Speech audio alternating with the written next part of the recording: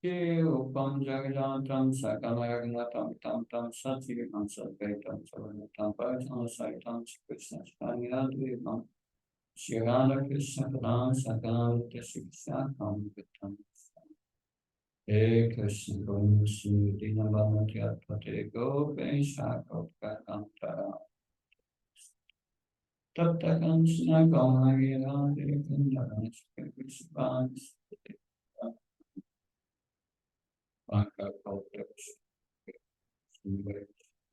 Patnam Pavanavyo Vaishnavyam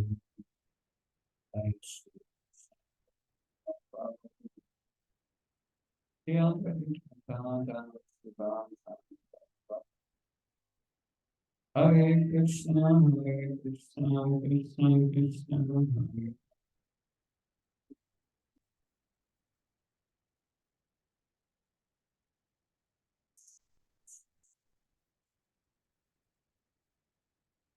Namaste, Saraswati Devi, Prabhupada Gacchami, Nikashis, Nibbana, Bhattacharya, Srila Prabhupada. So these first 6 chapters of the Bhagavad Gita, they are very important because they explain us the techniques how to practice Krishna consciousness properly. Therefore, they are very important. Of course, the most confidential are the middle 6 chapters, which we will discuss next week. But chapter 3 was about karma yoga, right? And that, and like I said before, Srila Prabhupada equates it to Krishna consciousness. We need to understand that karma yoga can be practiced on different levels. We have heard Karmana Padakasti, Krishna Kachan. You do your duty and you are not attached to the result. So Krishna is not in the picture. You just do your duty in the Varnashram, and the results, it's the purpose of Varnashram is to please Krishna, but indirectly. So that's the lowest level of karma yoga. You can be an atheist even to practice that. That's it. But then a little higher level, we have heard, 3-9.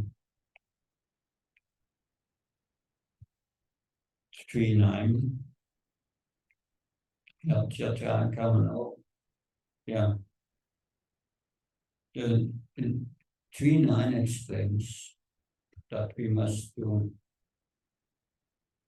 sacrifice for Vishnu.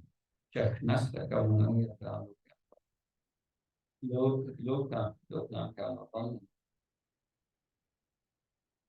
So Jachnasta Kamano Yata. When the sacrifice for Vishnu. That means one can do the activity and not think of Krishna, but give the result to Krishna. That's the next level. That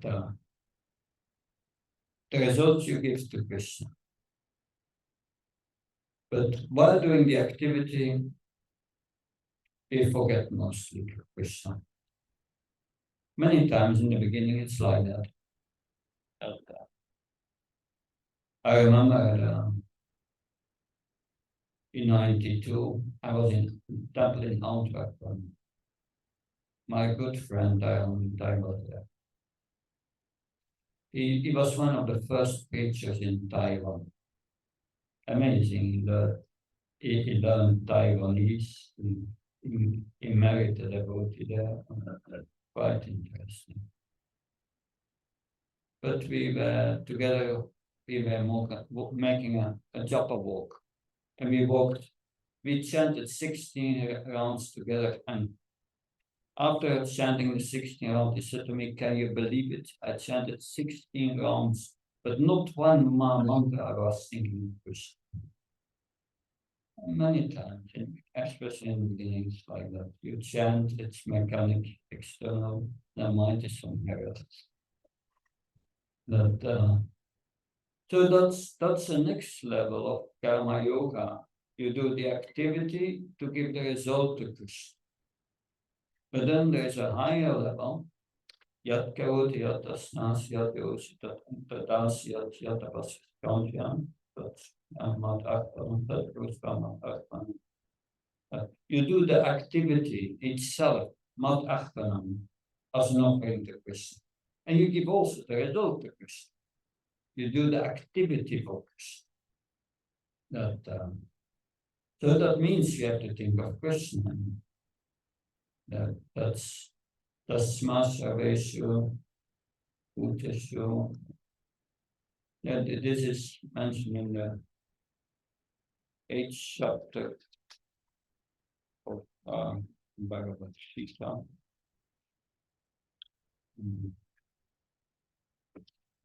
Yeah, Tasmashaveshu Kameshu Mamanushma Yutesha. Therefore, you should always think of me in the form of Krishna and at the same time carry out your prescribed duty of fighting at the same time.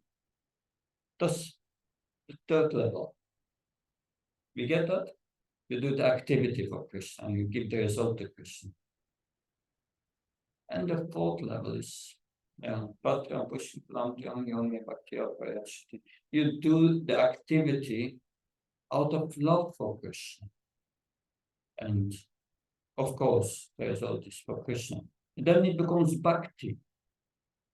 So you have different levels of this karma yoga. But the purpose is to come to the highest level. So Prabhupada immediately points out, this is Bhakti yoga. This is Krishna consciousness. Do we get that point? Because that goes together with understanding. There are different kinds of transcendentalists which are described here by Bhakti.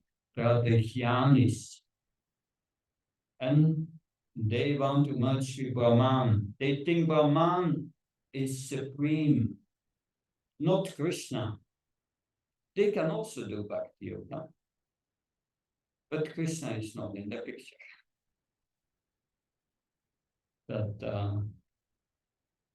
That's because they think the absolute truth is Brahman. But Brahman is just an person of Krishna's body. So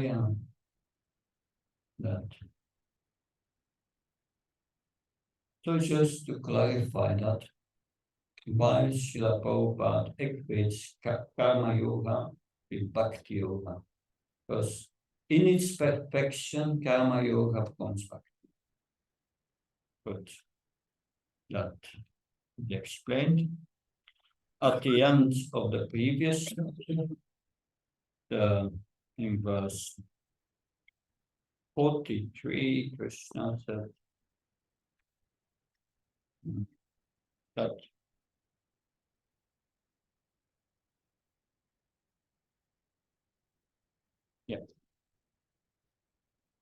Evam Buddhe Param Buddha Samstatyatman Atman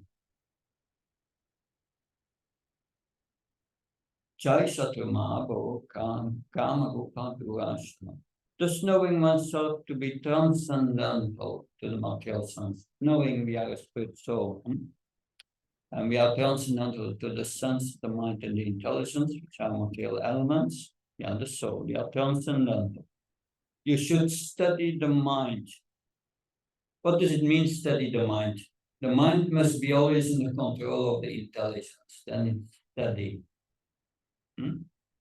But you can only have a good intelligence if the intelligence is saturated with transcendental knowledge. And therefore, Krishna says the solution is you must control the mind with the intelligence, but the intelligence must have deliberate spiritual intelligence. And by that spiritual strength, based on this acting on this transcendental knowledge, you can conquer this lust. So what we need first is a steady, determined intelligence, and thus an intelligence strengthened by transcendental knowledge. And that's what we need, is transcendental knowledge. Therefore, Krishna explains the 4th chapter, transcendental knowledge. What I explain now, you must remember for your exam. If they are asking what's the connection between the 3rd and 4th chapter of the Bhagavad Gita, that's important. It's good also if you want to get deeper in Bhagavad Gita, because I'm presenting you sections, overview sections, and what's in the section. It's good to memorize that you know, as if someone asks you, what's in the 3rd chapter of Bhagavad Gita, that you can give the essence. And what's in the 4th chapter, that you can tell what's in the 4th chapter. So, therefore, it's good to write summaries like in Pujan's book on Surrendering to Me. It's a study guide for Bhagavad Gita. It's good to have that if you want to study Bhagavad Gita. And there you find summaries of every chapter and how every chapter is divided in sections. Of course, this division in sections can be different. You can look at it from different perspectives, but the purpose is that you remember what's happening in this chapter.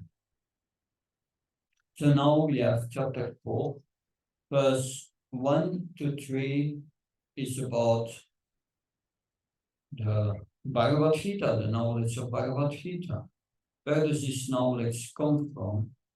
That we will see 1 to 3 here. The first verse is about the history of this knowledge. And the second verse explains how it can be received. And the first and the third verse explains the qualifications we must have for understanding this. So these 3 verses in the beginning are important. And then we will hear about Krishna. That's the beginning of transcendental knowledge. Understanding who is Krishna.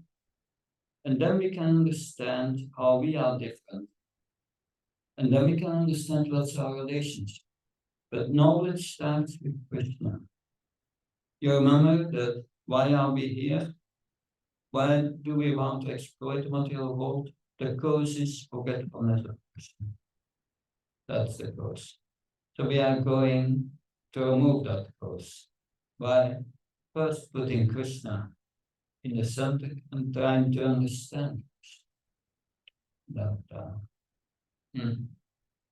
And then Krishna, in this chapter, it will be explained how Lord Krishna and his devotees, they are free from material desires.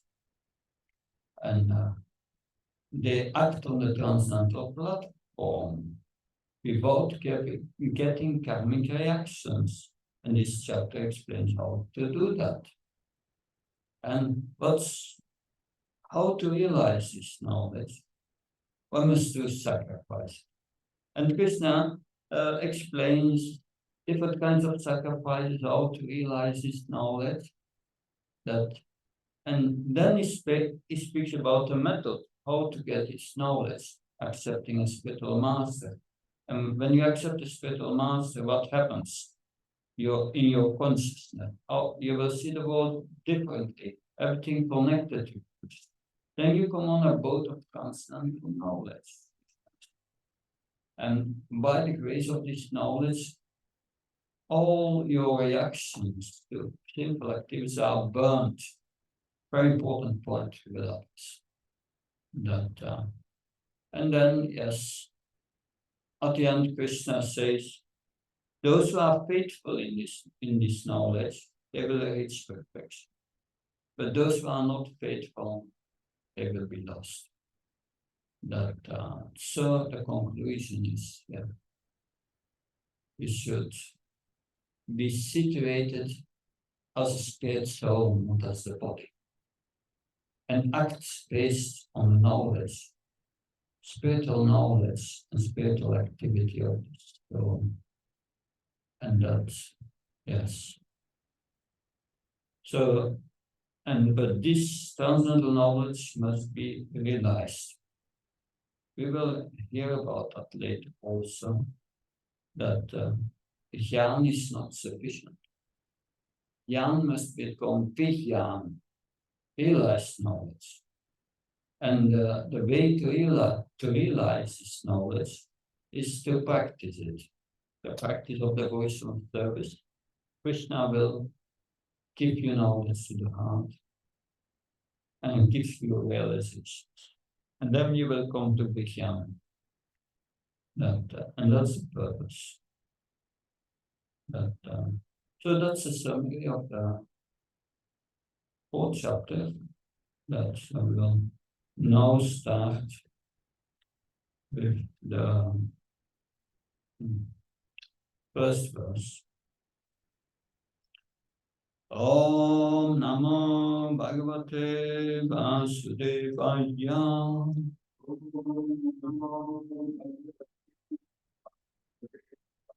Om Namo Bhagavate Vasudevaya.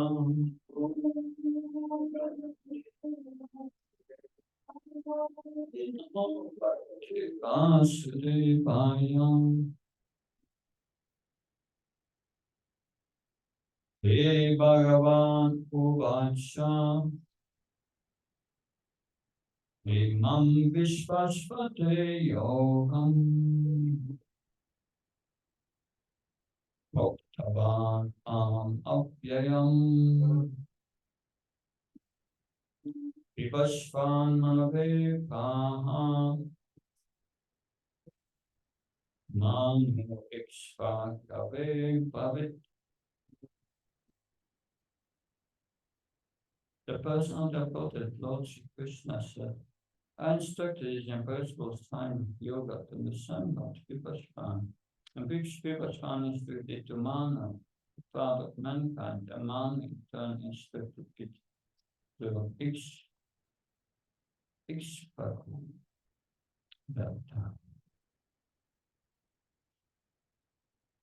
So Krishna spoke it to Vivashvan, the sun god. Krishna was on the sun. Vivashvan also. So these are not living beings as us. On the sun they have a body of fire. Agni has also a body of fire. Krishna instructed him yes. He instructed him 120,400,000 years ago. And that is mentioned in the purple, and the whole calculation is there. Whole of course,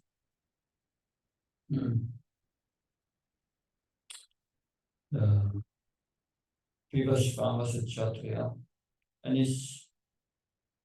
the duty of a Kshatriya is to protect the citizens. But protection also of the soul. They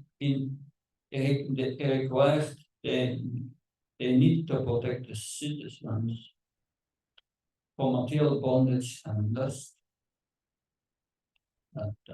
Because human life is unique. Human form of life is unique. In human form of life, you can expand your mind, intelligence, unlimited. That if you have a democratic body, that is not possible. You are too much influenced by lust, and you cannot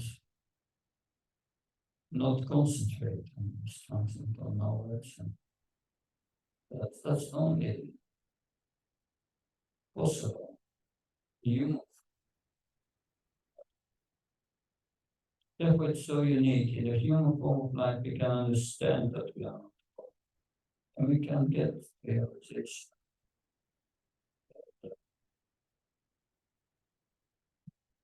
So, human life is meant for cultivation of the spiritual knowledge and cultivation of our eternal relationship with Krishna. So, the sun is the king of the planets that is controlling. The sun is controlling all the other planets because he provides light and heat to them. They cannot exist without them. And the sun is rotating, is in orbit according to the will of Krishna, the order of Krishna.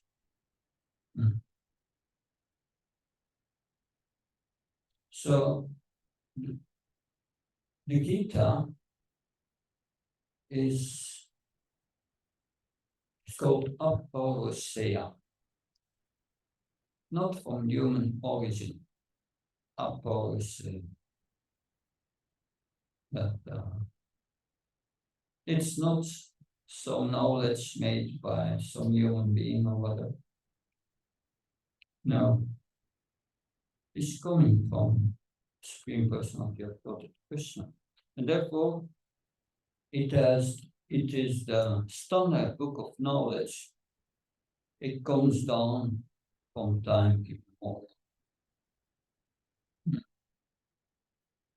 So the sun god is the first king there in the Surya Vamsa Kshatriyas. In the line of Kshatriyas coming from the sun god.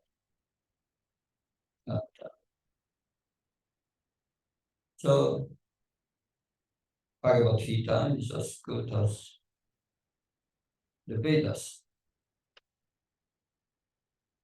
In the Vedas, we have Shruti. Shruti is what has to be heard. The Shruti comes from transcendental source. Smriti, the Smriti scriptures are the commentaries by the sages on the Shruti. So the Mahabharata is Smriti. But in the Mahabharata, you find Bhagavad Gita, which is Shruti. Yes.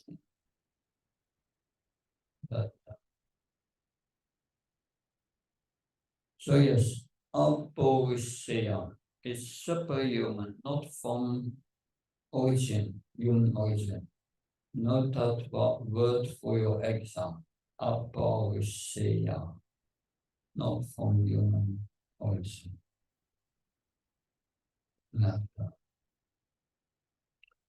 Therefore, it's not something from human origin.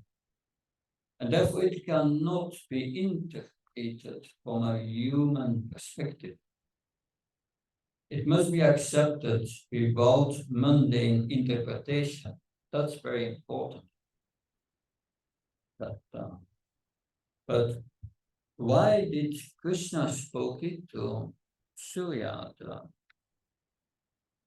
previous one? Because this knowledge was meant for the Kshatriyas. because the Kshatriyas were responsible to protect the citizens from bondage and lust. Therefore, it's a Lord order that the Kshatriya must see that everyone is engaged in his varnashram duties, and acts according to one's psychophysical nature. But then, yes, no, but this knowledge has to come down to this disciplic succession without any change. So that's a spiritual master. The spiritual master, Srila Prabhupada explains, is like a postman. A postman delivers the letter as it is. He doesn't open the letter and make changes. No? He delivers the letter as it is. So Krishna says in Bhagavad Gita, surrender to me. And the spiritual master just repeats, says, surrender to Krishna. Of course, the spiritual master can explain the knowledge according to his realization. But he will never interpret the knowledge. He will take it as it is.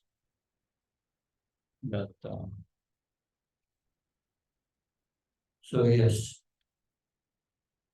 Now Krishna will explain. Well, Arjuna, I will tell it to you again, because formerly it was not properly brought down. There was deviation and the knowledge went lost. If there is deviation, the knowledge is lost. When Srila Prabhupada was a Tittenhorst in England, at the mansion of John Lennon, and he met there with John Lennon, Yoko Ono, and George Harrison, Beatles. John Lennon asked Prabhupada, there are so many versions of Bhakti. Why do you bring another version of Bhagavad Gita? There are already 350 at the time. But and Srila Prabhupada explained, I'm bringing Bhagavad Gita as it is, without any interpretation, as Krishna meant it. Because if you follow the process properly, so I can say, why is Prabhupada so sure about this? That his version is without interpretation.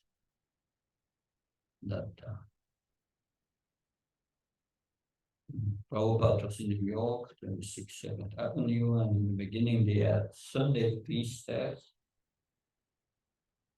And during the Sunday feast, Prabhupada was there, and the devotee was speaking with guests.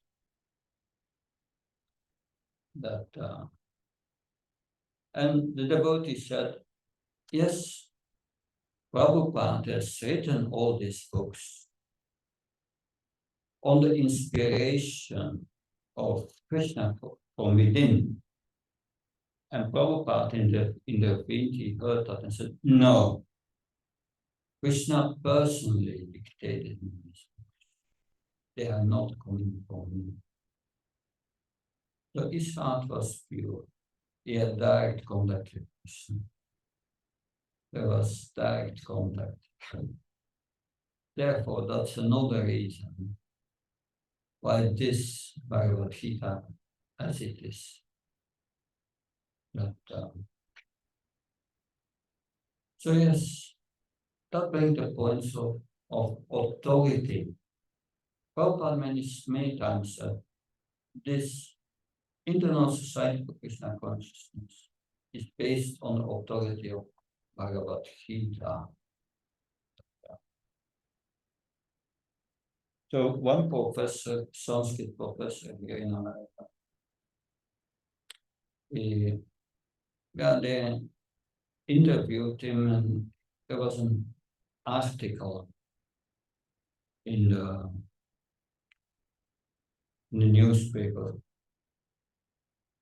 And he said in that article, this Hare Krishna movement is chanting the names of Krishna, but that's not in Bhagavad Gita. And Prabhupada, when he read that article, he wrote a letter to this caller and said, "My dear sir, you must have missed the following verse of Bhagavad. Satatam kirtayantamam tantashaputam." Verse 9:13, Krishna says, Mahatmanastamam Bhaktan Dedim Bhaktasita. The Mahatma connects with, knows how to connect with the spiritual energy. And in verse 14, it's explained how the Mahatma does that. Satatam, always, kirtan.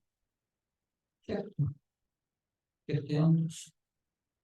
And with determination. That, so that is what the Mahatmas do. And that's what Bhagavad Gita says. And this professor says it's not in Bhagavad Gita. But yeah, Krishna says the holy name is mentioned many times. Krishna says, I'm Japa, he says. It's the chanting of the holy name. That, in 11th chapter, Krishna says, he prays to Krishna, said, the entire world becomes very joyous just by chanting of the name. So it's very clear that, of course, the Bhagavatam there we find the practice of that. So Krishna spoke Bhagavad Gita 5,000 years ago because it was broken. Evam Prabhapatam Imam Rajas Yogitusakam Mahata Yoganastapam. I think that's some key memorization first music. The supreme science was thus achieved to the chain of the selected present, the same techniques were studied in this way, but in course of time the succession was broken, and therefore the science that it is appears to be lost.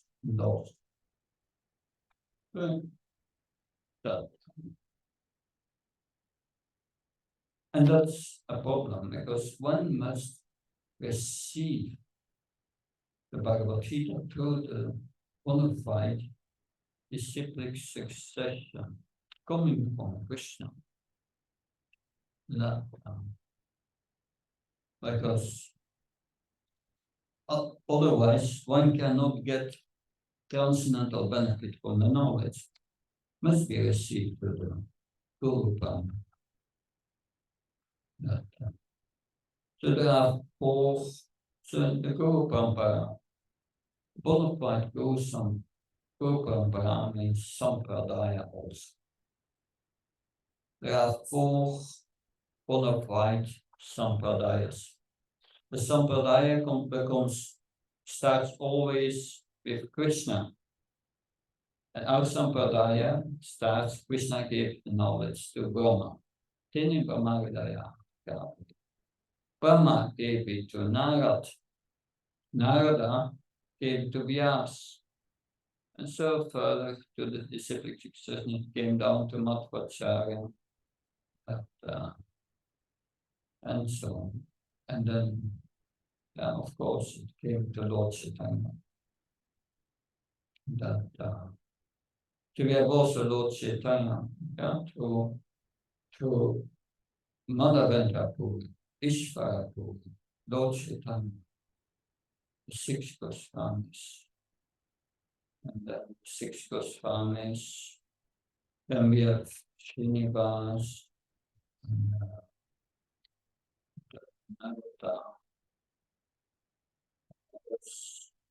Then it came down to Vishwanath Bhakti, Nautanya Sakya, Jagannath Bhakti, and Bhakti Bhakti, Gaura Kishore Das Bhakti, and Bhakti Sami Saraswati, and Srila Prabhupada.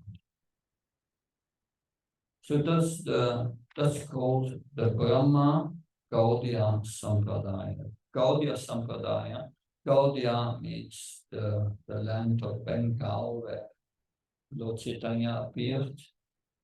That so it's connected with Lord Chaitanya, which is called Gaudiya.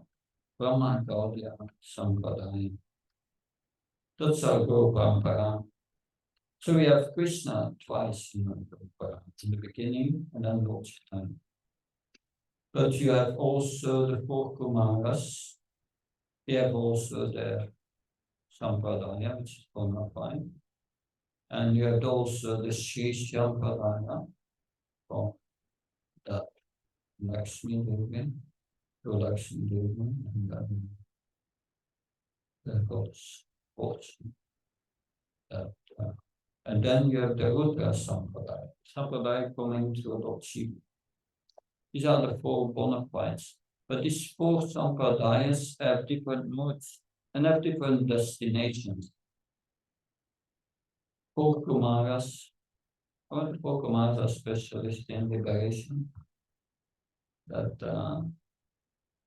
the Sri Sampradaya, they go to Vaikuntha because they worship Lakshmi Narayan in all angles. That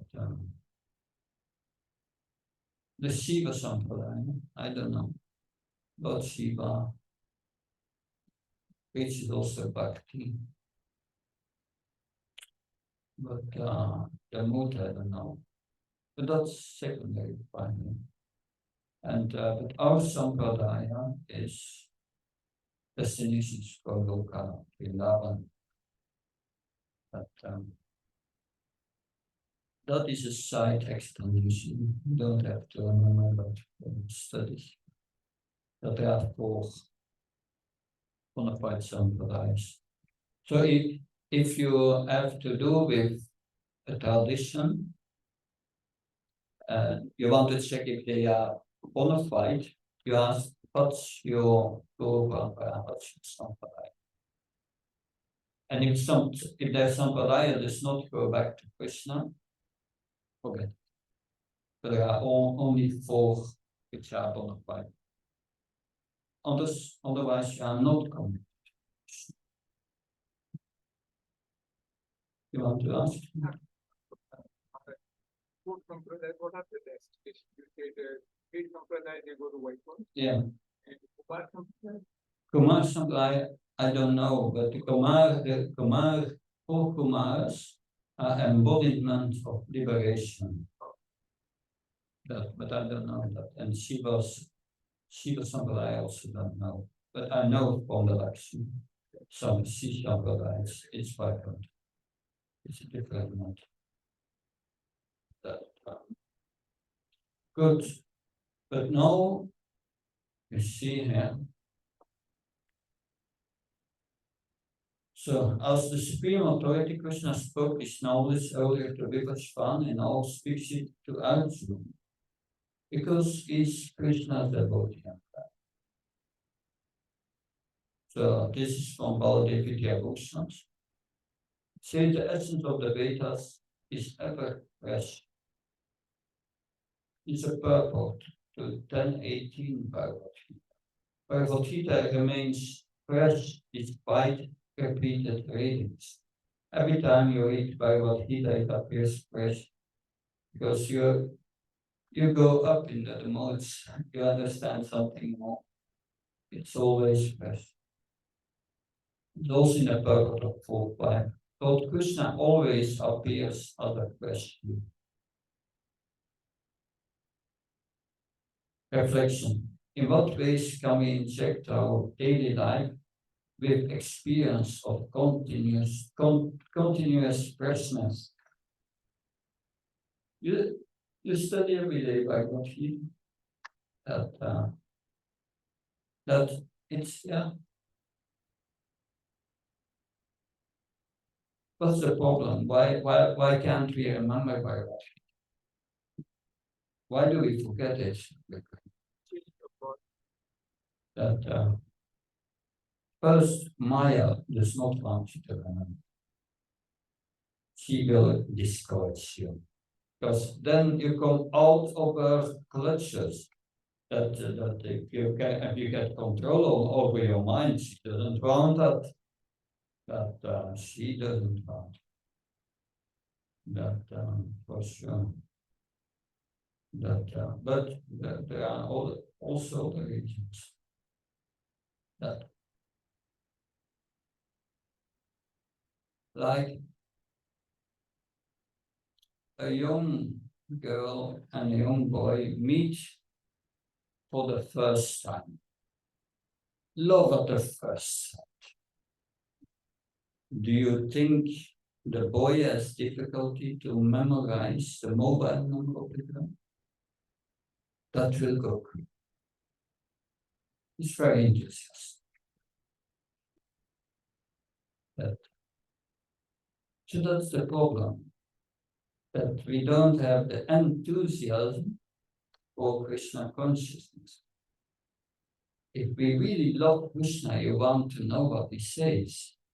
If you love Krishna, you want to follow his instructions. That, yes. Good. So, the Bhagavad Gita is like a bridge between the realm of mortality and the eternal spiritual world. It's going to bring us to the eternal spiritual world.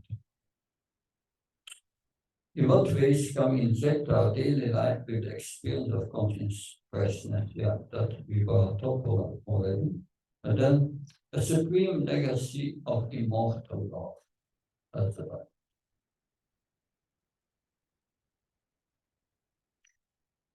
To what extent do we realize Lord Krishna's love for each of his parts, separate parts and parts? How can we develop this awareness? I remember always Bhakti his favorite book was Veiled Bhagavatam. In Veiled Bhagavatam, we talk about two stories. The one where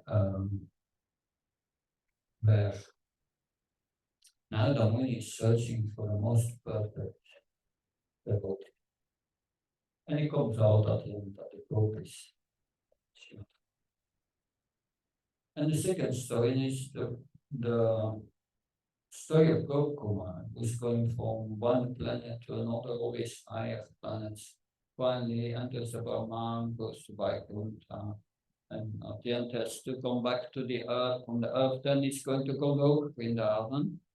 And in Golok Vrindavan, yeah, that's it. When it's a long story, but I tell you the essence of that. He enters Golok Vrindavan.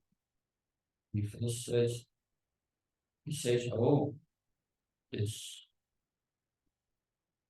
like the Vrindavan on the earth, but this place is flawless. You can feel the devotion in the air. So he arrives there and he wants to be with Krishna. And it's during the day and he sees some gopis there. But he tries to contact them. It's like they are not seen. And he tries to get their attention, but no reaction. Because Krishna is herding the cows during that time. And what happened in the morning? They were in the bushes, when Krishna left, they looked at Krishna, how he entered the forest. Krishna is Manohar. He stole their minds. So their mind was always with Krishna. They could not see him. And Gopkumar became hopeless. That what's happening. But then an older gopi that saw him and felt compassion. Said, yes, the palace of Nanda Maharaj is this way. You go this way. Then Gopkumar comes. He comes before the palace of Nanda Maharaj. And there he has another astonishing experience. He sees before the palace Mother Yasoda, Nanda Maharaj, and many elder Gopas. They are standing there and they are not moving like statues. And their eyes is fixed on the horizon. Thinks, what's happening? And he looks at the horizon. And suddenly he sees out the horizon like something like clouds of dust all over the horizon. And suddenly he sees thousands of cows coming. And then a little later, he sees cowboys before the cows. And then at a certain moment, he sees in front of the cowboys Krishna. And Krishna sees him also. And Gopkumar starts to run towards Krishna. And Krishna starts to run towards him. And when they met, Krishna embraced Gopkumar and said, Swarup, where have you been all this time? I missed you so much.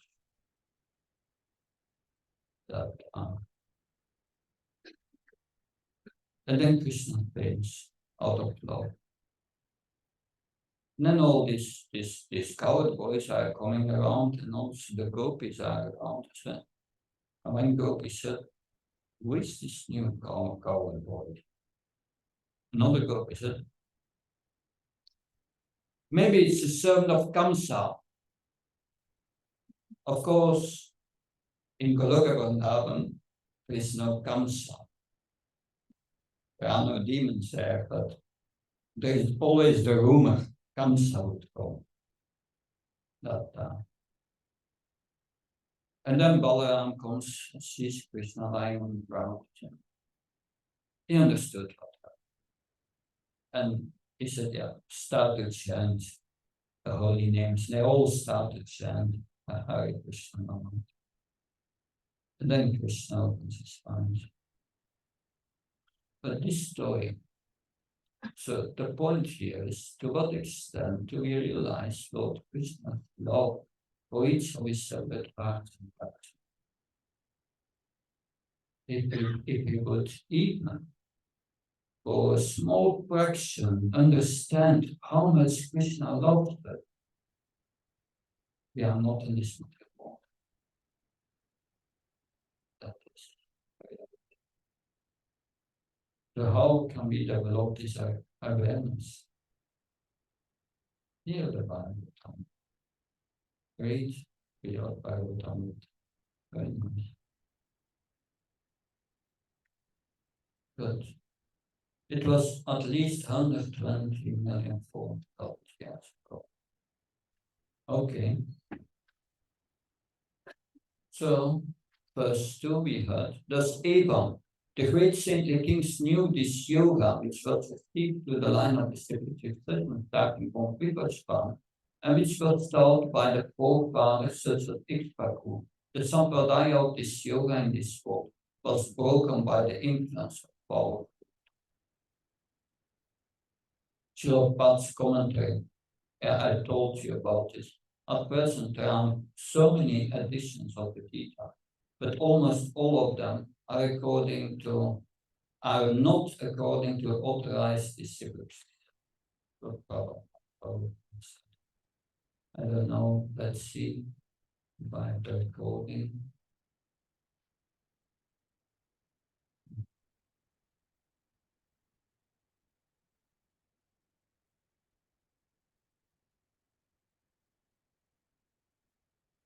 That's verse 3.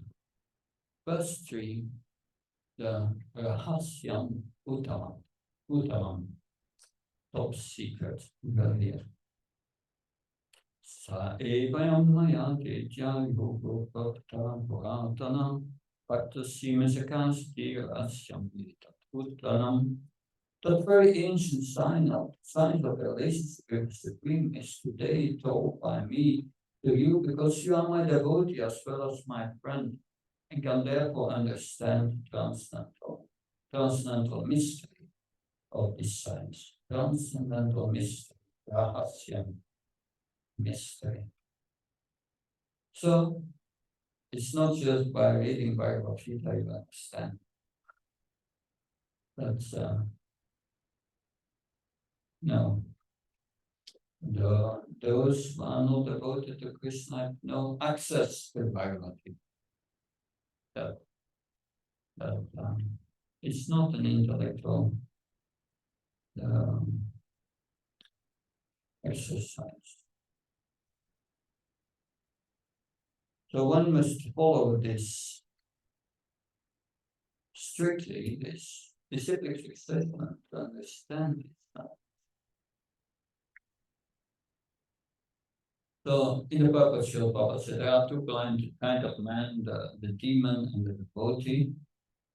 But he selected Arjuna because he is Krishna's devotee and his friend. So later Krishna will say to Arjuna, Anaga, you are without any sin. And he will say you are non-envious.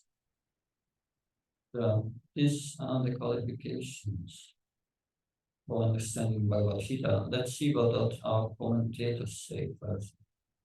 So there was a mutual attachment as friends between Krishna and Arjuna. And that's so nice. Krishna is our heart. And when I came from India, there was an Indian gentleman and his wife were sitting. And he said to me, he asked about what I was doing. I said, I'm sannyasi, I'm swami, I'm traveling, preaching. And he said to me, you are always alone. Yes, I said, I'm alone with Krishna.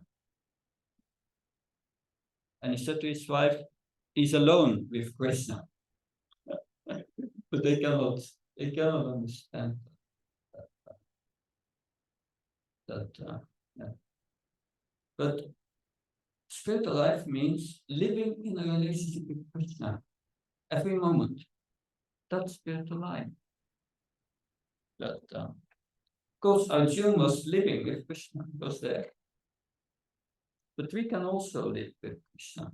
If our heart is pure, then we live with Krishna. At least we may not hear Krishna, but we can speak to him. And we can try to feel him in heart. We should never forget all our practice is meant for that. To develop our relationship with Krishna.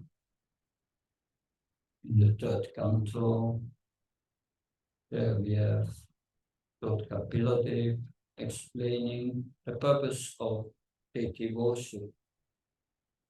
And we do all deity worship. It's not just the Pujari who does deity worship. We take darshan as also deity worship. That we pray to the deity. But we should feel the same date in our heart. We have here Gaunita. That, of course, Radha Krishna is in our heart. But without the mercy of Lord Chaitanya, we cannot realize this in this age. Who is Lord Chaitanya? Sri Krishna, Chaitanya, Radha, Krishna, and Radha and Krishna together. That, that. So it's Krishna in the mood of Srimad Radharani, and therefore most merciful. And we need that mercy in Kali Yuga, therefore is the Kali Yuga avatar.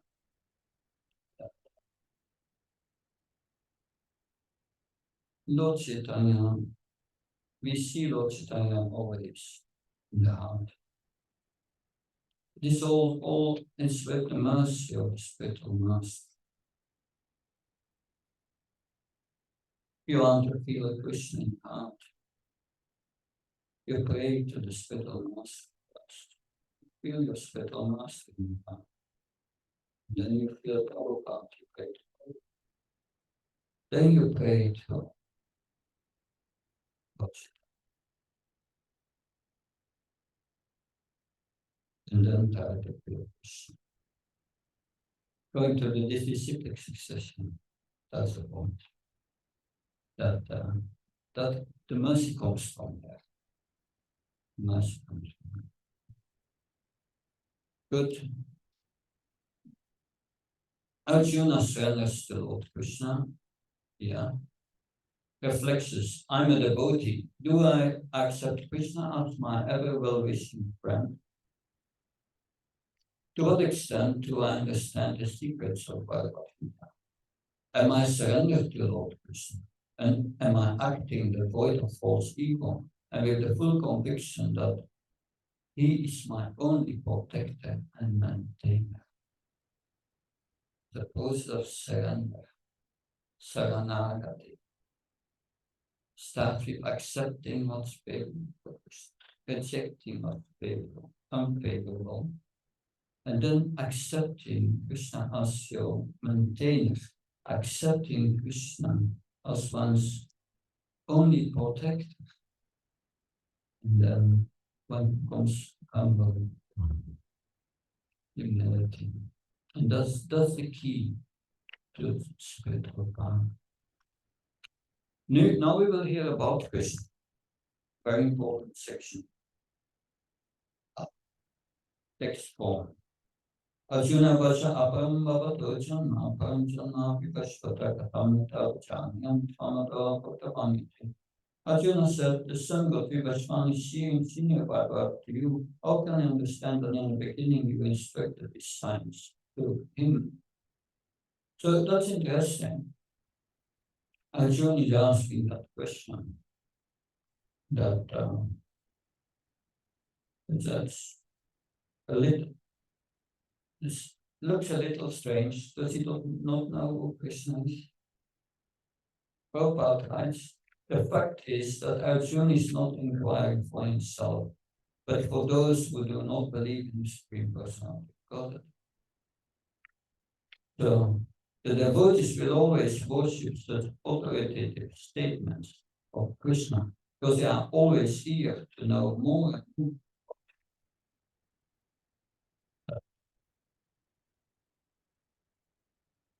So we will hear in this section, although Krishna is unborn, he comes into this world to re-establish religion, to protect the devotees, and to kill the demoniac. Anyone who understands his knowledge will attain love for Krishna and go back to Godhead at the end of his life. He is the ultimate goal of all paths. Everyone is dependent upon his mercy for success. So that's the essence of this section. But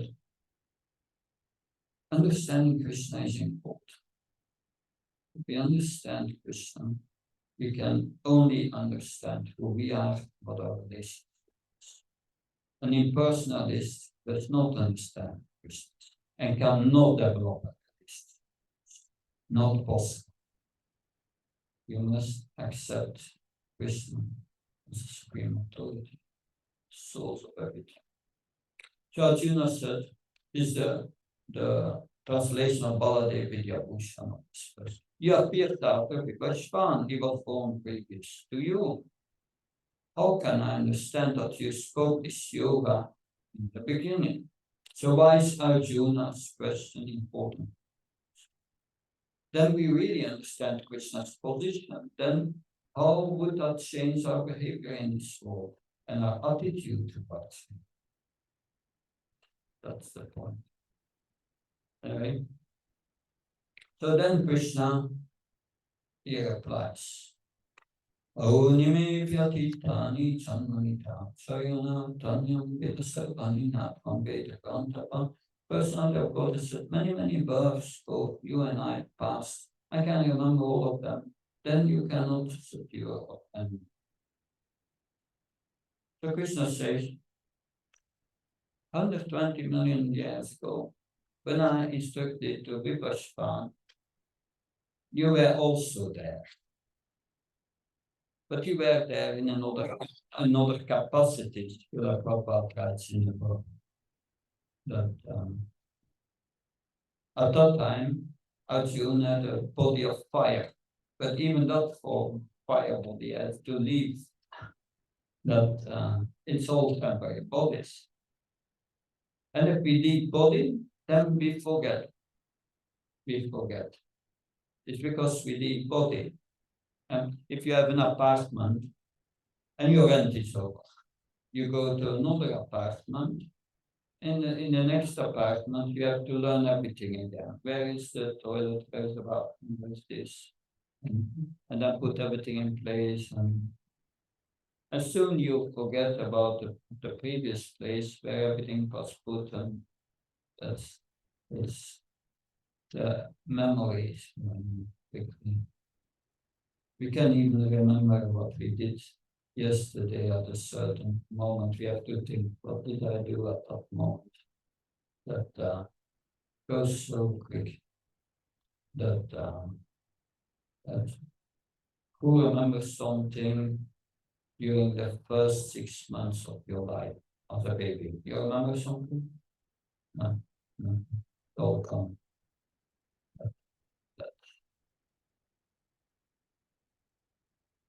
You remember something as maybe some flashes from the first 4 or 5 years of our existence, but most we have forgotten. But Krishna does not change. So he does not forget. He has a transcendental form. He's Aja, unborn. We forget we are changing bodies. If we stop changing bodies and we get back our original spiritual body, we don't forget. Narada Muni didn't forget his previous life by Krishna's mercy.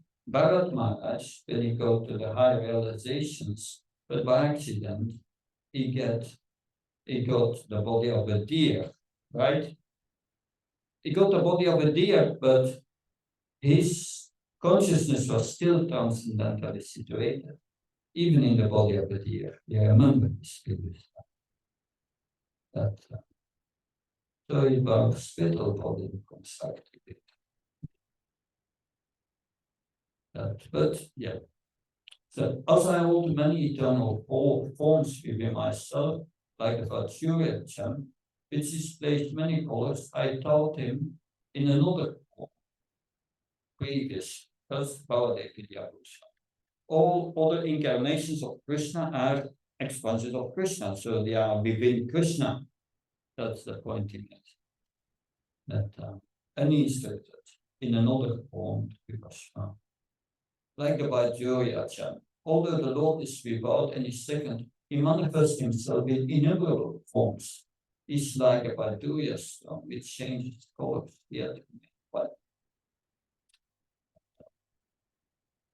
So Prabhupada is using Baladev's Vidyabhushan's analogy. So what's the problem? Arjuna is covered by the Lord's internal energy, internal spiritual energy. Vidyabhushan says, intending to say this, the Lord said, I've passed through many births. You, because you are my friend, also have passed through the same number of births. But you do not know this, because now your knowledge is covered for carrying out my pastimes. Interesting. My inconceivable energy. So Krishna covered him so that he can play so nicely. He has to do a service, that he can do his service nice. That. So Arjuna is covered by the Lord's internal energy. You do not know, since I cover your knowledge for fulfilling the purpose of my pastimes. With knowledge covered for afflict of the enemy, you afflict, top out the enemy's power by thinking of yourself as a son of Kunti, a Kshatriya, during this life. So that's the same ones. We think we are such a person, this and that. Oh, temporary. The Lord also takes birth, but does not undergo any transformation. The Lord does not undergo any transformation, since it's refuted in later state. This is refuted in later statement of the Lord. Yeah, a few verses first. Yeah, I think next verse will be. If God is a human, then he cannot be omniscient. The Lord said, you and I have gone through many births. I know all of these, but you do not afflict the enemy. So Arjuna forgets previous lives, but by being born, the Lord does not undergo any transformation. Reflections. What is the importance of realizing that we have forgotten numerous previous lives? You see all these faces, we are all different faces. What should be the impact of this knowledge on our present attitude toward a temporary material world? What do you do based on this knowledge? Are you going to become attached again to all these things and suffer? No, let it go. That's text 6. Yeah.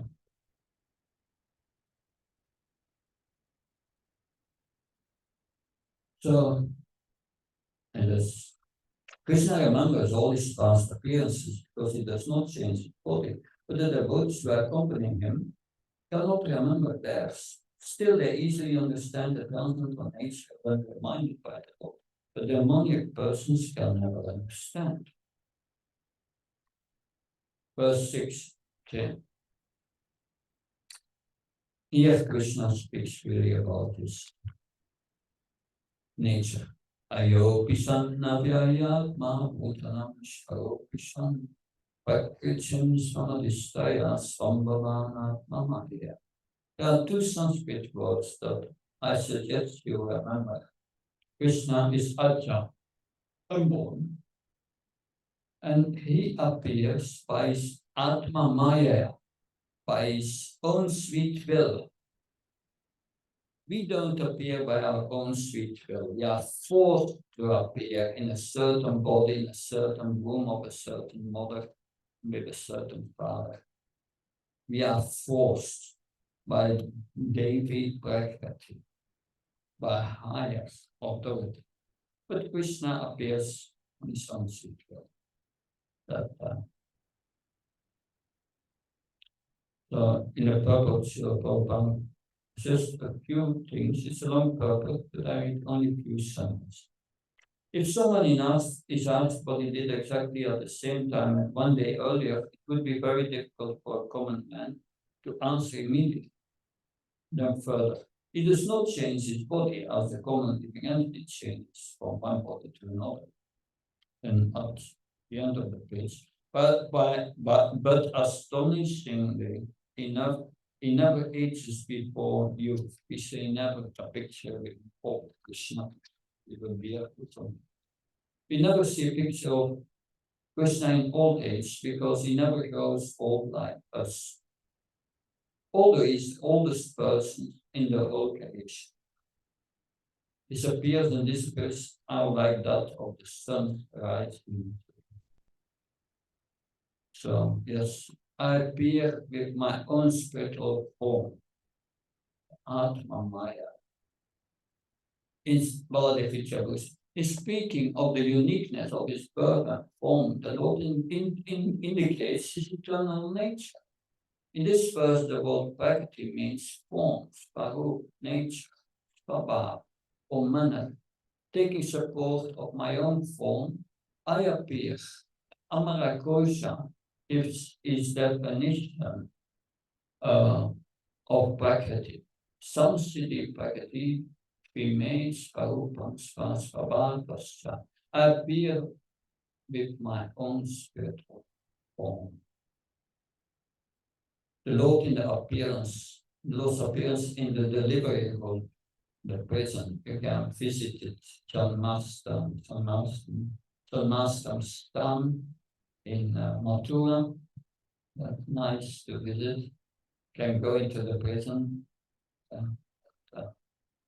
The swan should recall his appearance in the delivery room with divine form, decorated with divine ornaments, with 6 opulences.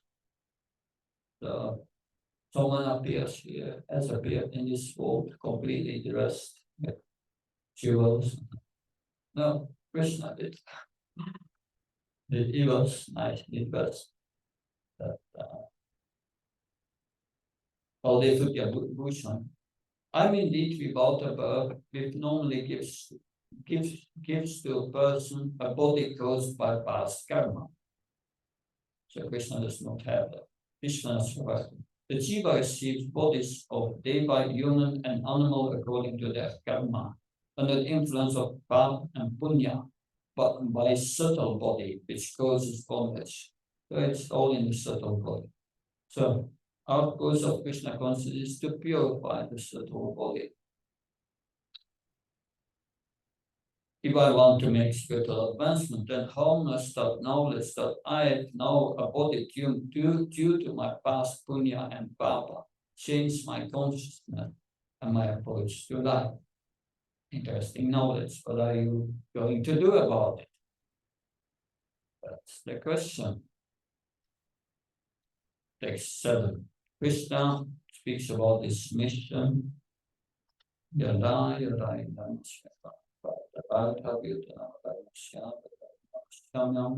whenever and wherever it's a divine religious practice for the son of God, and be the unauthorized religion of that time, I discern myself.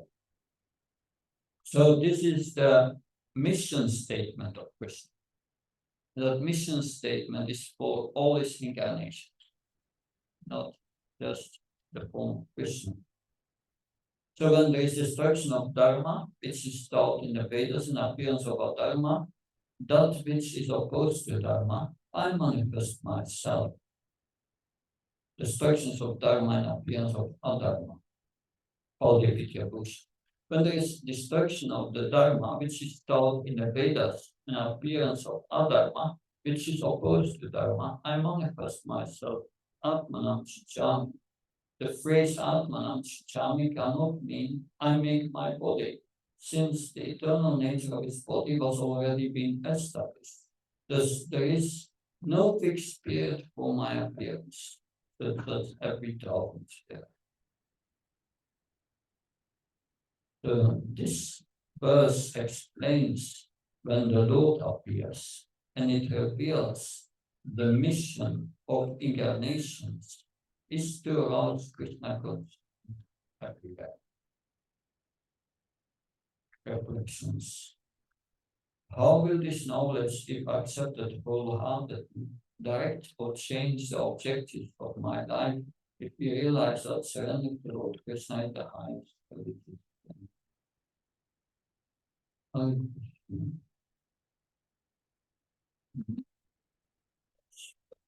8, next verse. From the purport, a few points.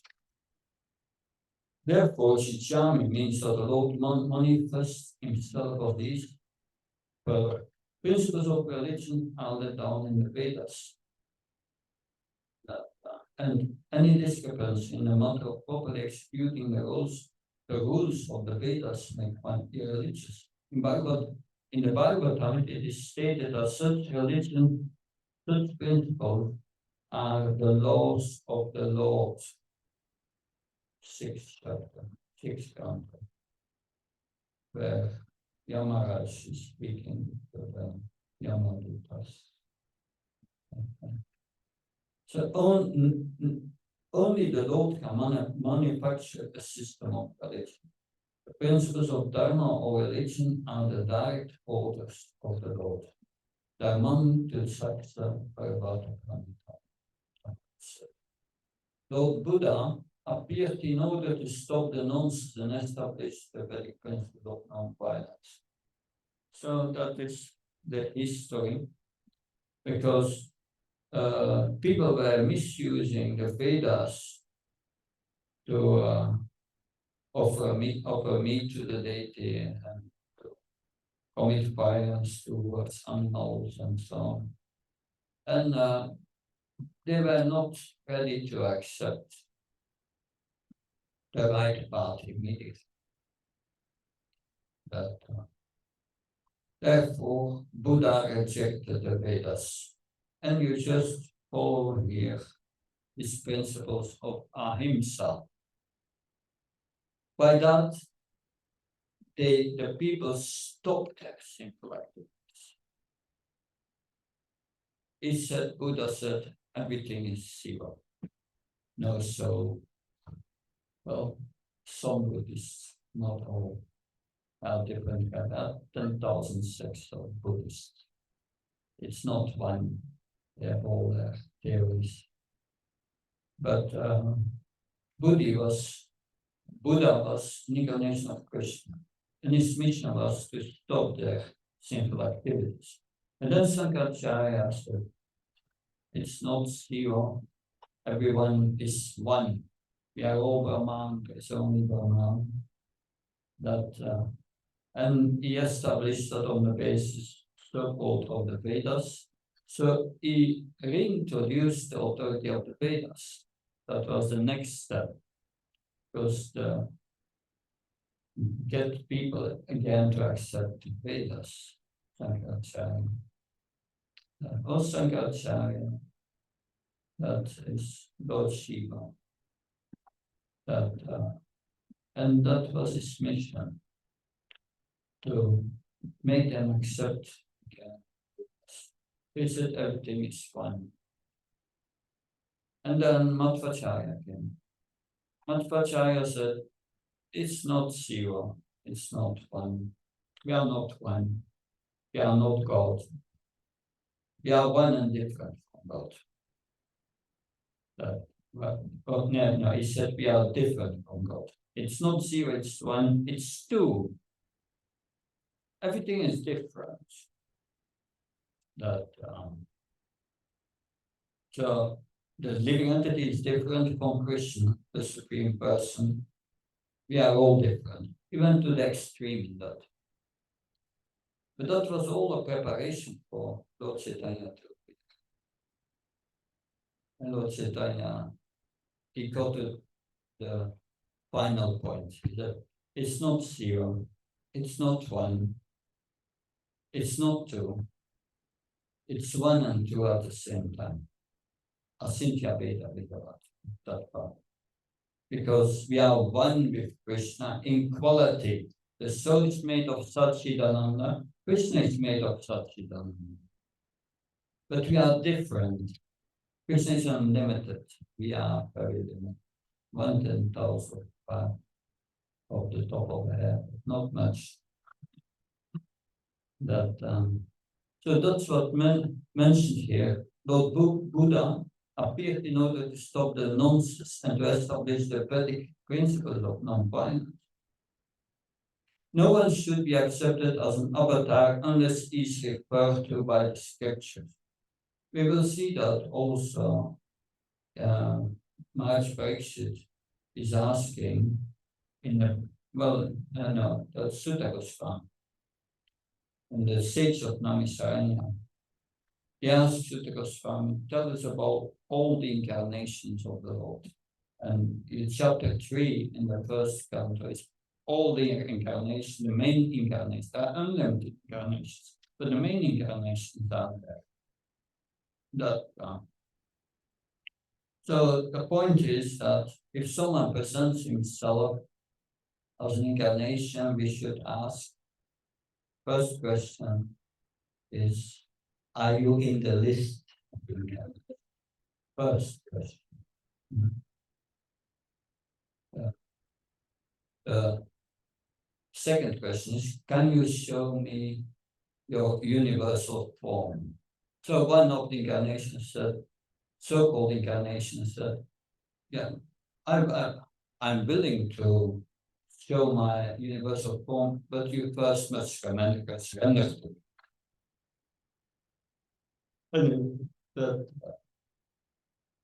So that it must be authorized. We don't accept cheaply incarnations.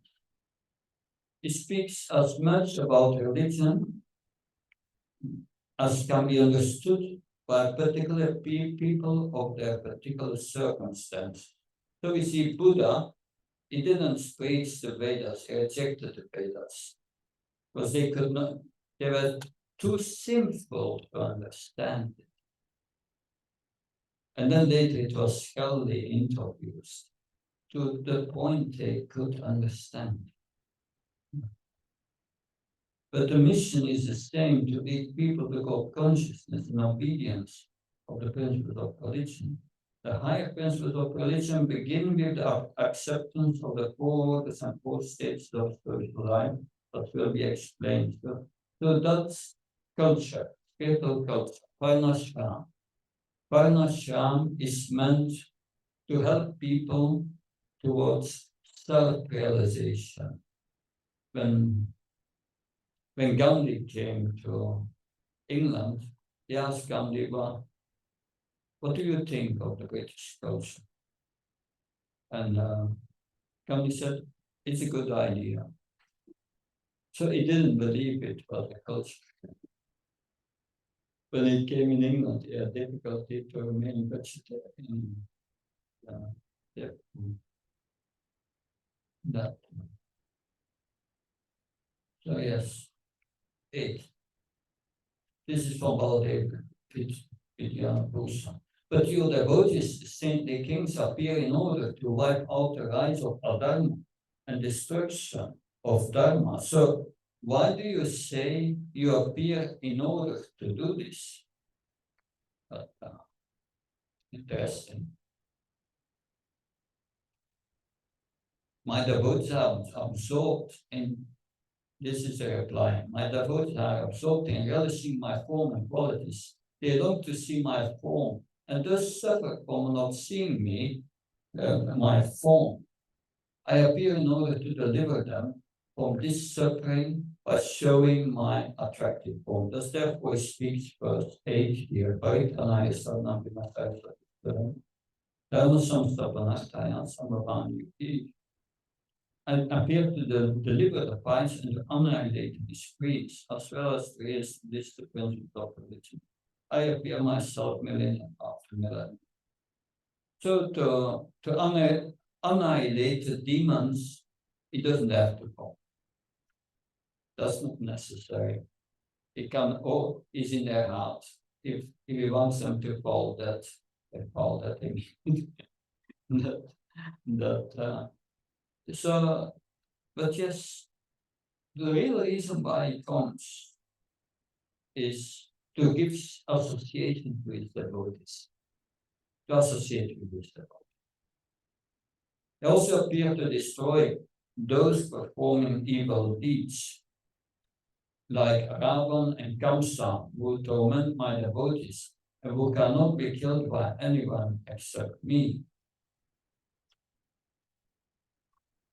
I appear for delivering Pranaya, my dedicated devotee sadhana, whose hands are bursting with longing for me. while suffering due to their devotion for destroying the evil-minded persons like Ravan, Kamsa, and Keshi, who give suffering to my devotees, and who cannot be killed by anyone except me, and for establishing in a firm way the supreme dharma of meditating on me, worshipping, serving me, and singing about me, which cannot be instituted by anyone but me, some stuff tonight. So we see how that the commentary of Baladevidya Bhushan and Vishwanath are in the same line, and also Prabhupada quotes. Prabhupada said, a sadhu is a man in Krishna consciousness. So in the purport, a few lines. The Lord has many agents who are quite competent to vanquish demons. But the Lord especially dispenses the sense of peace in his unaware devotees are always harassed by the demonic. So the prime purpose of the Krishna avatar is to satisfy another. Yes. This Ketan applies to those who do not care for Krishna consciousness. It is not necessary for the Supreme Lord to destroy the demons. The Lord especially descends their peace and other devotees. The different kinds of avatars, Purush avatars, Guna avatars, Lila avatars, Yaktavish avatars, non-avatars, that Yuga avatars, so many. That's all explained in the Bible. So one can attain the perfect stage of liberation from birth and death simply by knowing the Lord, the Supreme Personality of Godhead, and there's no other way to achieve this perfection. So one must know the Supreme Personality. If you don't know who Krishna is and what your position is, and you chant Hare Krishna, then there's no sambandha, there's no relationship. Relationship is not correct. Therefore, it's important to know Krishna, and that's stressed in verse 9. So the Lord appears as reciprocation with the devotees who are longing to see him. Ravan and Kamsa could not be killed by anyone except Lord Krishna. Can we kill the demon of lust in our hearts without Krishna? No. Krishna is a purifying fire.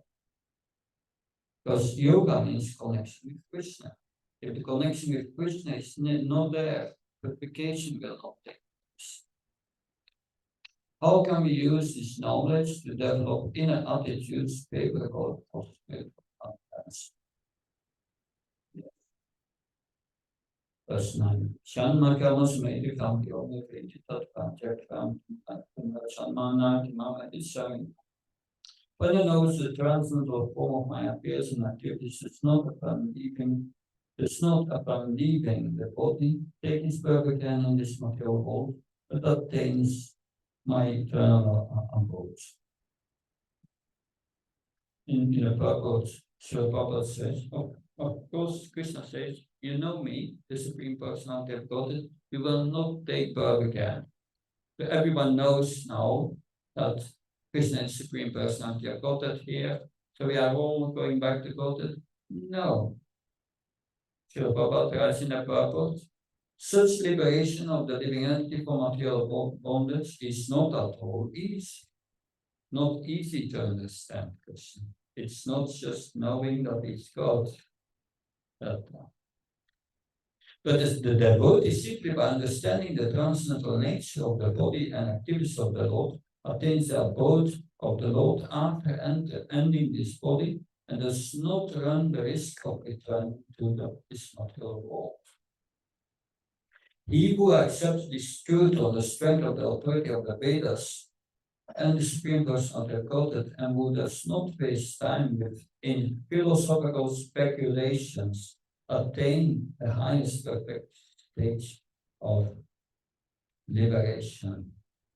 No challenging discussions. A faithful devotee of the Lord attains perfection. Faith is very important. that there is no alternative means, because faith, it's not just knowing that Krishna is God. How acts Krishna in relationship with his devotees? Ananya Sindhyantum Yechana Paripastation Nitaritam Yoshim Pamya. Krishna says, I protect my devotees, I give them what they need. So understanding how Krishna reciprocates with his devotees, what we have to do to teach him to enter that relationship. Yeah. There's no alternative means here. Anyone who does not understand Lord Krishna, the Supreme Personality of Godhead, is surely in a mode of ignorance, and consequently he will not attain salvation simply, so to speak, by licking the outer surface of the bottle of honey, or by interpreting the Bhagavad Gita according to mundane scholarship. Such puffed up mundane scholars have to wait for the closest merger of the devotee of the Lord. One should therefore cultivate Krishna consciousness with faith and knowledge, and in this way attain perfection. So liberation comes easy, says Baladev Vidyabhushan. It comes easy for the Lord's exclusive devotees. Through hearing about the Lord's birth and activities, which sacred book speaks about the Lord's birth and activities? It's the Bible. No, that's what we need to hear the Bible. A firm faith, that's another point actually. One should have firm faith that the Lord's birth and activities are spiritual. One should be indifferent to material logic. Arjuna, he attains me, and to that devotee I manifest the form that he personally worshipped. Someone asked my Guru Bhakti so life, can Krishna make the Govardhan so heavy that he cannot lift it? My Guru said, yes, he can do that, but still he will lift it. So the point is, that's what Baladev Vidyabhushan says. One should be indifferent to material logic. Material logic is according to the laws in this universe. And what's against that we call illogical. That according to these laws. But Krishna is not illogical, he's translogical. Because he makes the laws. So he can do anything. That should be understood. Returning to the kingdom of God by understanding the truth of the appearance of the Supreme Personality.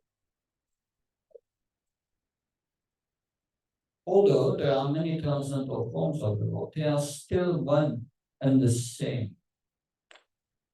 Supreme Personality of God. One has to understand this fact with conviction, although incomprehensible to mundane people. The meaning of Divya. Yeah. Ramanuja. Divya means non-material, spiritual. Divya. Yeah. Shridhar Divya means uncommon, but beyond the gunas, eternal birth and activity. Shiva Goswami says, and it goes from the Bible. The Lord has no material activity, birth and activities. Divya means not approachable by logic, inconceivable of that logic. But, yeah. Picture. This one. Krishna. And Radharani. Yeah, Radharani is the energy of Krishna. Divya is spiritual energy. And, anyway,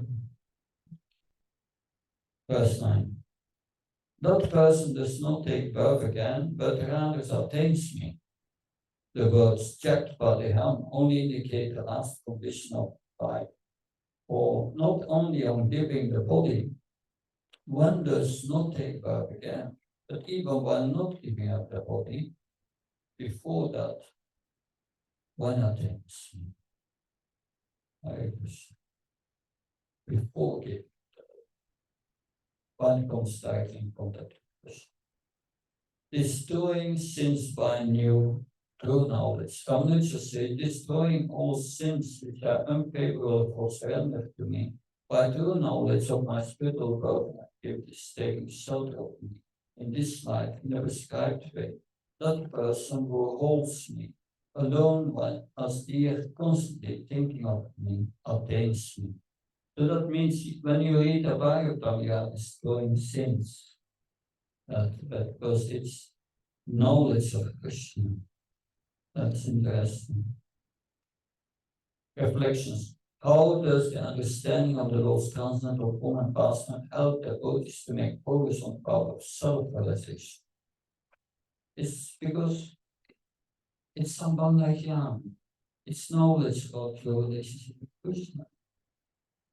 That without that knowledge, without knowing who Krishna is, we cannot have a relationship. We don't know then who we are. Can I discover the inner spiritual nature of the inner self without knowing Krishna's position? Answer is no, you cannot. Because we are a partner of Krishna.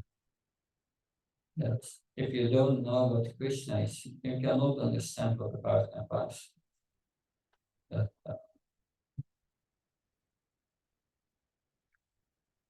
Having given up attachment, fear, and anger, that's the next verse. Pitaragavaya, Mannaya Bhava.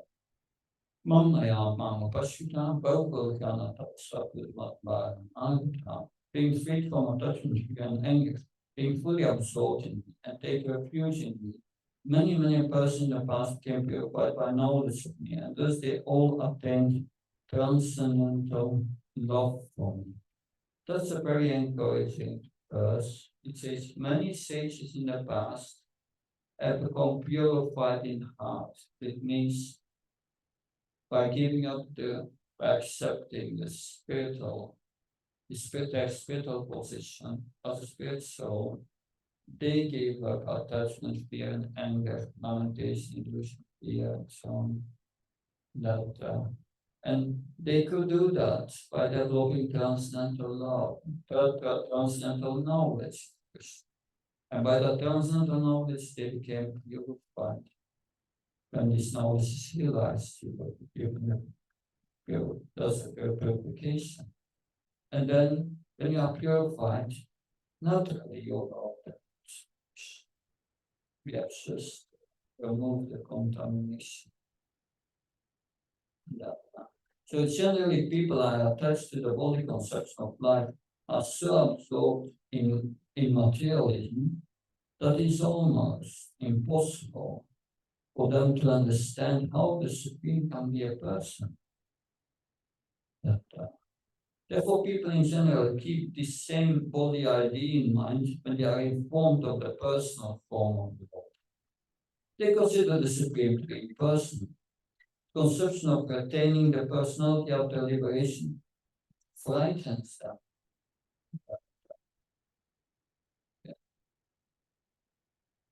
Fools conclude that there is no supreme cause and that everything is ultimately void.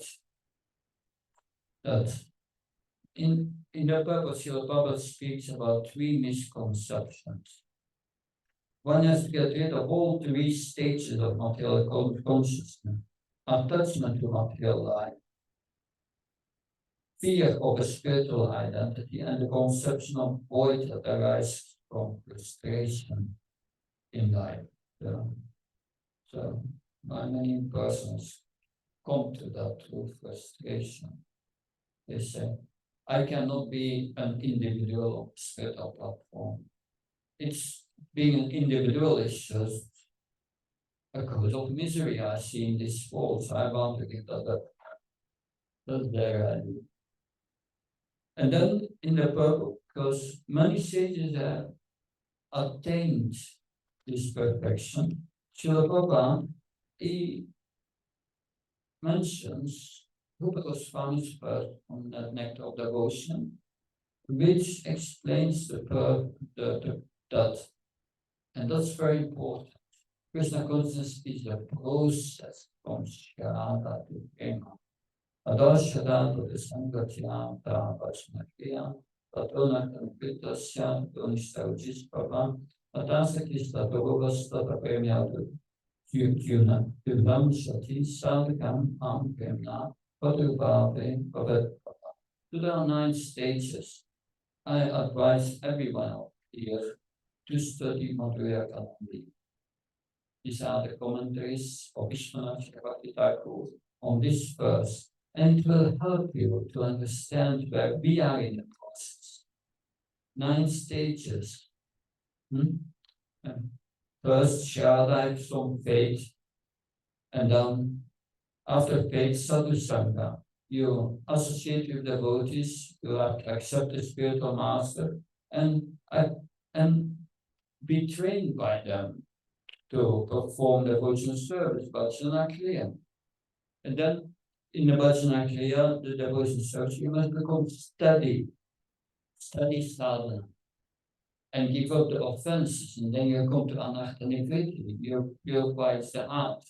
That takes a long time. When the heart is completely purified, you come to nishtha, liberation. And after nishtha, you will feel ruchi coming, natural attraction to Krishna. And you then as Shakti, you realize Krishna in your heart. And then you develop the bhava, the beginning of love for Krishna comes. And then prema, you get prema, love for God. And then it's finished. No, prema is 9 stages. That, that's maybe going too deep into it, but we can. I will, for those who want to know more of Madhurya Kalandi, I'm teaching it online in the ISKCON Bhagavat Mahavidyalaya. That online. Yes, I mean. Where is that one? Yes. Where is that? Well, it's scheduled for the European branch, but I think also in North America that I have to check. I keep so many courses. I don't remember. But I know for the European branch it's scheduled, and it's 3 weeks, 4 evenings every week. That we go to Madhurya Kalandi. That's very interesting. So, Baladev Vidya Bhushan here. Having given up attachment, fear, and anger towards those who do not believe in my eternal nature, having faith only in me, serving me wholeheartedly, that person is purified by the austerity of knowledge of my birth, by the austerity of knowledge, that's transcendental knowledge. He attained love only. So purified by the austerity of knowledge, attainment of power of Krishna. Knowledge is knowledge of my eternal birth. Because knowledge arises only by analysis of the different Shruti passages. Yeah, that's the austerity of knowledge. But the 6 Goswamis have already done that one. The 6 Goswamis, Nana, Chastra, Vichana, Sada, Samstata, Lokana, Tita, Si, Upane, Manya, Shana, Krishna, Andrena, Vande Upasana, Ananda, Jiva. Yeah, so 6 Goswamis. I've studied all the revealed scripture, and I've extracted from them the essence is about the Bhakti. They have done that for us. No need for us to do that. everything is there. The the the analysis of the different Shruti passages that already know. Regarding the meaning of jnana tapas, Ramanujacharya says, they became purified by the austerity of realization about the nature of my birth and activities, as previously stated. Srila Prabhupada's purport. 3 stages of material conception of life. Considering that the Supreme is impersonal, fear of obtaining a spiritual personality again, concluding that there is no Supreme and that everything is formed. To get free from these 3 stages of the material concept of life, one must take shelter of the Lord guided by a bona fide spiritual master and go to the process from shroud of the frame. That's the essence of what Srila Prabhupada said. Bhakti Rasamritas. These are the 9 stages which I mentioned. Reflections. Why is the knowledge of Lord Krishna's eternal birth and activities purified? Do I take this medicine of transcendental knowledge? Should I increase the daily dose? Good. Verse 11. Verse 11 we'll discuss in the next section. Part 11. Any questions?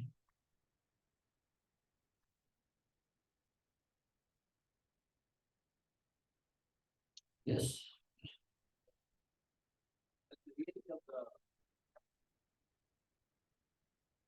At the beginning of the session, you said that Krishna while he's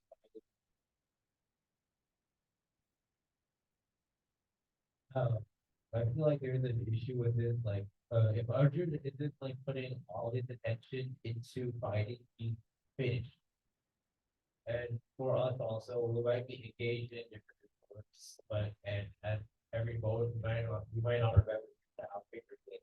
Remember Krishna while doing other stuff, but our mind is completely engaged in that thing. So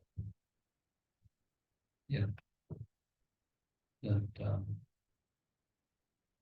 the point there is, I think I said that before.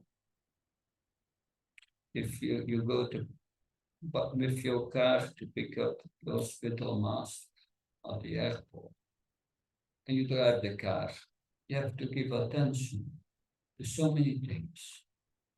You cannot be in Samadhi thinking of Krishna. And that it's interesting. Someone asked Prahlad Maharaj, can I chant Hare Krishna while driving? And Maharaj said, if you are chanting without offenses, with deep absorption while driving, you become a danger on the road.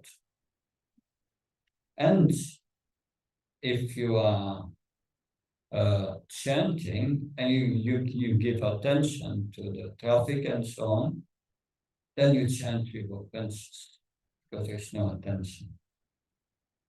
So that goes, the question goes in the same direction.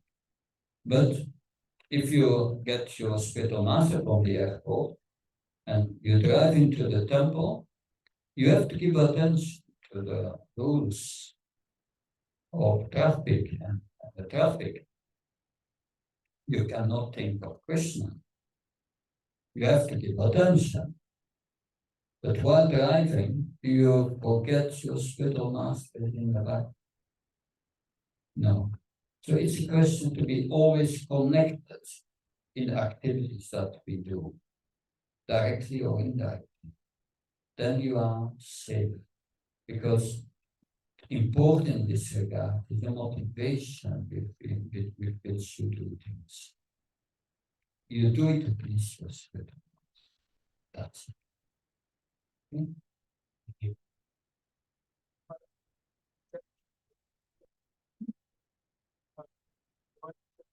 So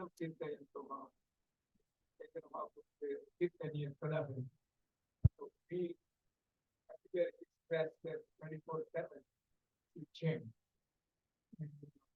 I've never driven without chanting all my life. Always drive and chant. And I always feel that, maybe I'm in chanting, but as you explain, that, by sound, all others sitting in my car also are getting, they also benefit. So, in a way, it's not offense. I think it's offense to chant and to drive. Because, in all activities, we have to connect with God. There are two things. It's offensive because you can't give full attention. That the second thing is better chanting than not chanting. Better chanting than not chanting. That because even when you chant with offenses, still it's better chanting than not chanting. Because many times it is the same principle. This is explained in Einamshintamni. Sometimes we can't keep attention because we don't have taste. And we lost taste because of offense. So do we have then to stop chanting? No, you continue chanting. And it will take a time, but by the mercy of the Holy Name. So these principles are there. If you can chant your rounds in another way, it's better. Yeah. But when it's not possible, better to chant or not to chant. 60 rounds we chant with everybody rest. Yeah. The rest of the time, if you keep in verbally speaking, go and listen to them and chanting Hare Krishna. While you are doing other activities, if it's not good to do that, There's a danger it's there, but if it's not because you come into the habit of chanting and let your mind to other things. That I know devotees, because we are not the body, we are the consciousness. The consciousness. So unless the consciousness is there in the chanting, we are not really chanting. It's mechanical. And that should be considered. It should be there as much with the consciousness. And some devotees, I know some devotees, and some devotees will chant 64 rounds and say, why do you chant 64 rounds? Said, yeah, to be sure that I'm chanting my 16 rounds, because I count only the rounds of that I'm attending, and the other I don't count. So these are all considerations that because sometimes when I'm cooking, I'm hearing Prabhupada. That you do also do things at the same time, but still I give attention to the hearing. driving like Krishna Katha, Both are on the same level. same level. Yeah, on the same level.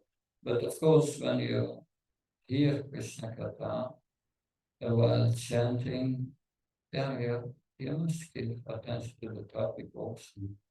Of course, when you're on the highway, maybe a better situation. But anyway, sometimes we have urgency situations. In urgency situations, it's okay. And we are in the search of Krishna. It's not recommended. And let us say otherwise, it's not first comes. That's the point. Yeah. Good, let's stop. We convene again at 11. Thank you very much, Prabhupada.